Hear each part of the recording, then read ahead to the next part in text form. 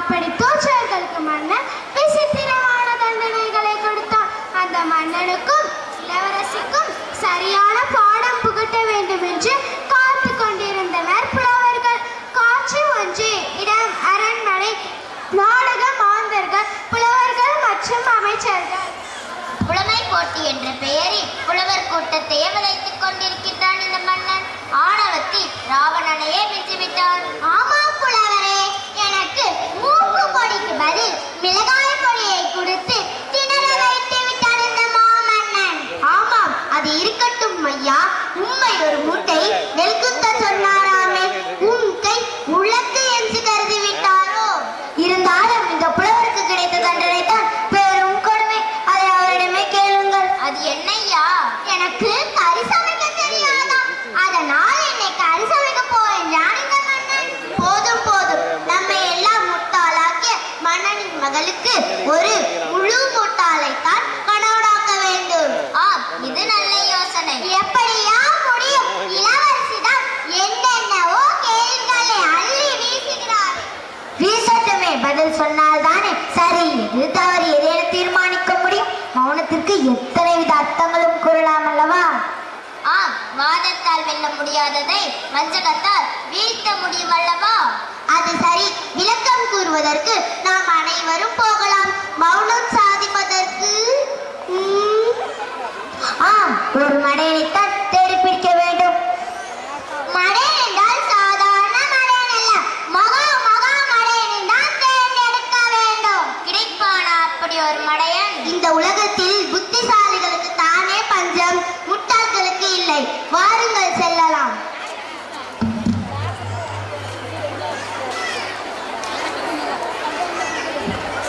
காட்சி 2. இடம் சின்னையாவின் வீடு. நாடக மாந்தர்கள் சின்னையா மற்றும் சின்னையாவின் அம்மா.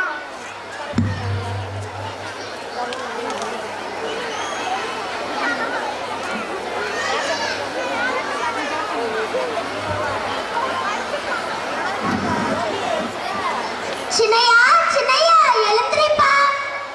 அம்மா, அம்மாடியோ, அம்மா பசிக்குதுமா. ஆமாமா, ரொம்ப பசிக்குதுமா. குடிச்சிட்டு வா கண்ணே. ஒரு வருஷத்துல எத்தனை தடவை தாமா குளிக்கிறது?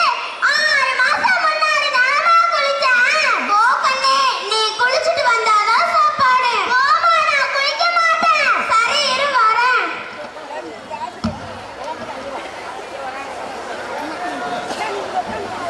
இந்தா கண்ணே, கஞ்சி. என்னம்மா இது? நேத்து ராத்திரி எதையோ அரைச்சுக்கிட்டு இருந்தியே. அதுவாப்பா, எருமை மாட்டுக்கு பருத்தி கொட்டையை புண்ணாக அரைச்சுக்கிட்டு இருந்தேன். நான் கூட இட்லிக்கு மாவு அரைச்சியோன்னு நினைச்சேன். மாவெல்லாம் ஒண்ணும் இல்ல, அரைச்ச பருத்தி கொட்டையும் புண்ணாக்கும் இருக்கு. அதெல்லாம் வேணாமா, நான் போய் இந்த கூழை குடிச்சிட்டு கோவிலுக்கு போயிட்டு வரேன். தாமா. சரி, போயிட்டு வாப்பா.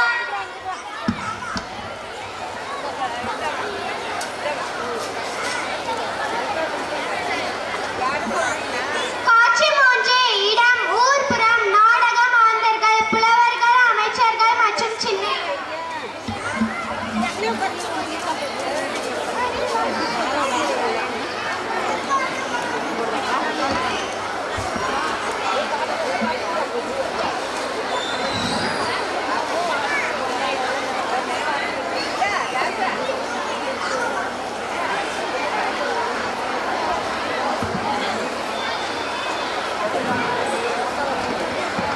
தம்பி தம்பி, வெட்டாதே. நில், நில். அப்படித்தான் வெட்டுவேன். அதற்கில்லை, இப்படி நுனிக்கிளையில் இருந்து கொண்டு அடிக்கிளையை வெட்டலாமா? இங்கிருந்து வெட்டாதா? சீக்கிரம் வந்து கீழே விழும். இது கூட தெரியாதா? புலவரே, நாம் தேடி வந்த ஆள் இவன் தான். சரியான முட்டாள். பார்க்க அழகாகவும் இருக்கிறான். கீழே இறங்கி வா அப்பனே. நாளா கீழே இறங்கி வர மாட்டேன். போ. முரட்டு பையன் வரமாட்டான் போல இருக்கிறது. வேற ஏதாவது யோசிப்போம், வாருங்கள்.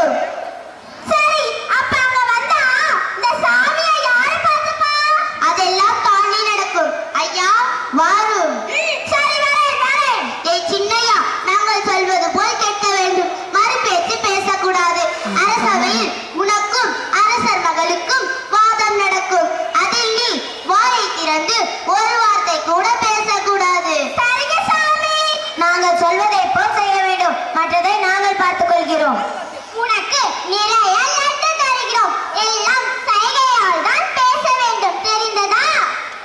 வாருங்கள், அரண்மனைக்கு செல்லலாம்.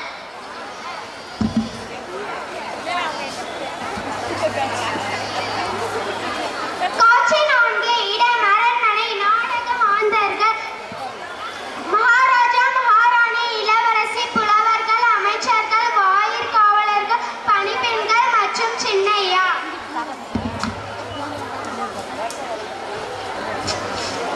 ராஜாதிராஜ, ராஜகம்பீர, ராஜமார்த்தாண்ட, ராஜகுலதிலக, வீர பராக்கிரம, மாமன்னன் விஜய மார்த்தாண்டன் வருகிறார். பராக் பராக் பராக்.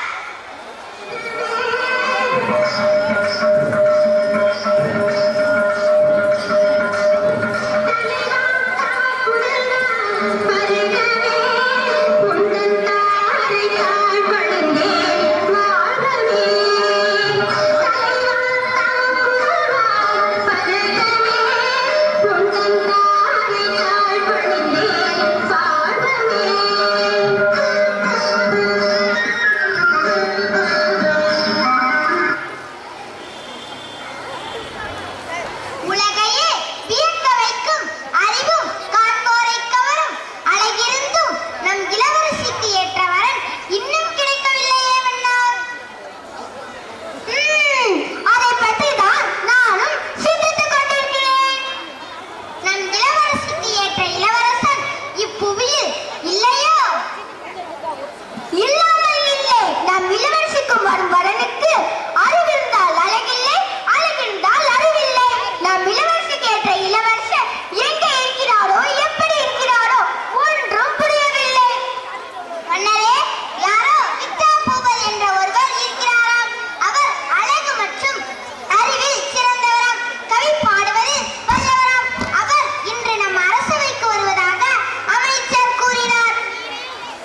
இதோ அவர்களே வருகிறார்களே.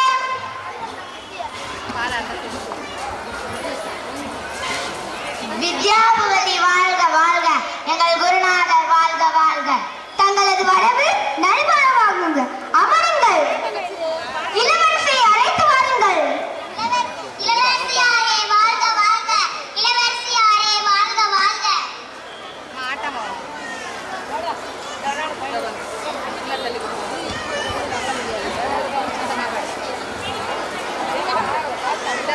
அவையோரை வணங்குகிறேன். இளவரசியாரே, போட்டியை தொடங்கலாமா? சரி, போட்டியை தொடங்கலாம்.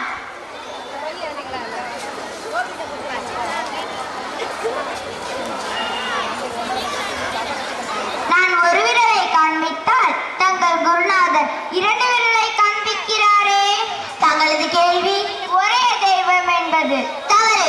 சக்தி, சிவம், ஜீவாத்மா, பரமாத்மா, அகம், புறம் என்று எங்கும் எதிலும் இறைவன் இருக்கூறுகளாக இருப்பதை சுட்டி காட்டுகிறார் எங்கள் குருநாதர்.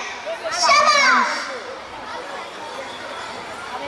நான் கேட்டது மும்மூர்த்திகளாவது பிரிக்கலாமே என்கிறீர்கள். அதை மறுக்கிறார் எங்கள் குருநாதர். எவையும் 4 வேதங்களில் அடக்கம் என்பது எங்கள் குருநாதரின் குறிக்கோள். அருமை அருமை. தாங்கள் ஐம்பூதங்களை தானே குறிப்பிட்டீர்கள்? ஆம், அந்த ஐம்பூதங்களும் பரம்பொருளுக்குள் அடங்கும் என்பதையே சுட்டி காட்டினார் எங்கள் குருநாதர். ஆகா ஆகா, அபாரம், மகா மேதைதான். இளவரசியாரே ஒப்புக்கொண்டு விட்டார். நம் குருநாதருக்கு வெற்றி வெற்றி.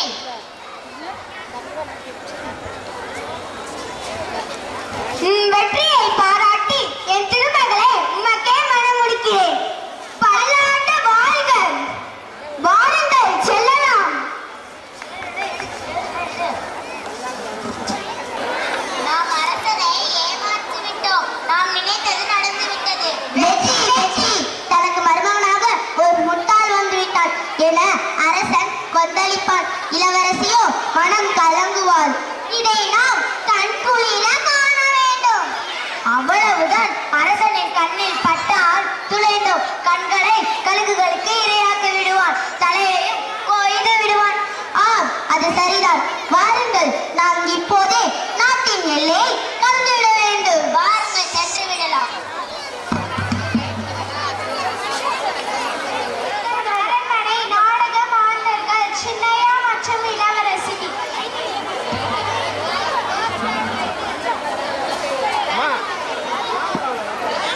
தாங்கள் செயலில் மட்டுமல்ல, பேசுவதிலும் வல்லவர் போல் தெரிகிறது. மண்ணாங்கட்டி, யார்? நானா? நான் ஆடு மேய்க்கிற கோனார் மகன் சின்னையா. நீங்கள் யார் என்று சொன்னீர்கள்? நான் ஆடு மேய்க்கிற கோனார் மகன் சின்னையா. அப்படியானால் நீங்கள் போட்டியில் வென்றதெல்லாம் போட்டியாவது கேட்டியாவது. என் கேள்விகளுக்கு செய்கை மூலம் பதிலளித்தீர்களே. ஆமாம், அது ஒரு பெரிய தமாசு. இருங்க சொல்றேன். நீங்க ஒரு வெள்ளை காமிச்சு என்னை கொண்டு போடுவேன்னு சொன்னீங்களா? நான் 2 வெள்ளை காமிச்சு உங்க கண்ணு முழி 2ஐயும் நோண்டி போடுவேன்னு சொன்னேன். நீங்க 3 வெள்ளை காமிச்சு எனக்கு நல்லா நாமம் போடுவேன்னு சொன்னீங்களா? நான் 4 வெள்ளை காமிச்சு பல்லான அரைஞ்சு போடுவேன்னு சொன்னேன். நீங்க 5 வெள்ளை காமிச்சு என் பல்லெல்லாம் பேத்து போடுவேன்னு சொன்னீங்களா? நான் உங்க கைய முறுக்கி மூக்குலயே குத்தி போடுவேன்னு சொன்னேன். இந்த புலவனுங்க ஏதேதோ போய் சொல்லி என்ன இங்க கூட்டிட்டு வந்துட்டாங்க. பாவம், எனக்கு இன்னும் லட்டையே கொடுக்கல தெரியுமா? பாவம், ராசாத்திக்கு ஒண்ணுமே புரியல. பாவம், எனக்கு புரியாமலே இருந்திருக்கலாம். எல்லாம் முடிந்த பிறகு என்ன பேசி என்ன பயன்? விதி நம்மை சேர்த்து விட்டது. உங்களிடம் ஒரு வேண்டுகோள். எங்கள் அரச குல வழக்கப்படி திருமணம் முடிந்த பிறகு கோவிலுக்கு சென்று வருவது வழக்கம். வாருங்கள், கோவிலுக்கு செல்லலாம். எனக்கு கோவிலுக்கு போறதுனா ரொம்ப பிடிக்கும். வா போலாம்.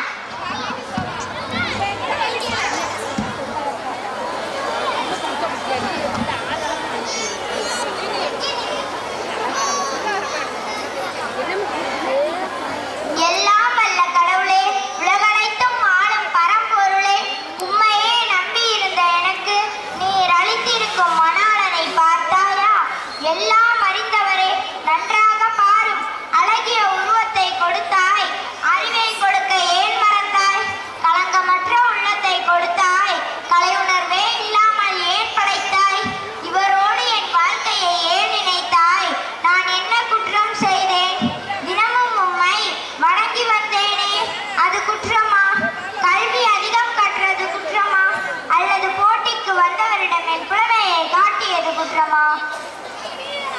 எதற்காக எனக்கு இந்த தண்டனை? இப்போது நீர் செய்யக்கூடியது ஒன்றே ஒன்றுதான். எனக்கு ஏற்றவராக இவரை மாற்றிவிடும். இவருக்கு கல்வி அறிவை கொடு, கலை உணர்வை கொடு. என் வேண்டுகோளை நிறைவேற்று, அல்லது என் உயிரையாவது பறித்துக்கொள்.